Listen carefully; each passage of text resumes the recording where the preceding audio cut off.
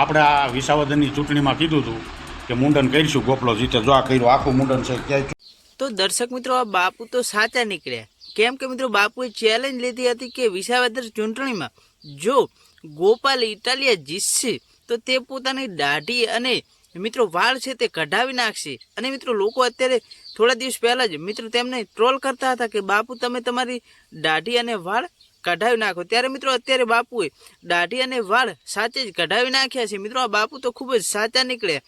કેમ કે મિત્રો, આવા સંતો તમે અમુક જ જોયા હશે. કેમ કે મિત્રો, લોકો કહીને ફરી જાય છે, પરંતુ બાપુ ફર્યા નથી.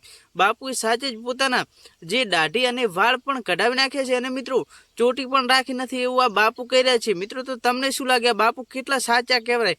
કેમ કે મિત્રો, આવા સંતો આપણને ક્યાંય જોવા મળતા નથી અત્યારના જમાનામાં. તો મારા ભાઈ બસ આટલું. વિડીયો ગમે તો વિડીયોને લાઈક કરી નાખજો. ચેનલ પર નવા આવે તો ચેનલને સબસ્ક્રાઈબ કરવાનું ભૂલતા નહીં. મળીએ એક નવા વિડીયો સાથે.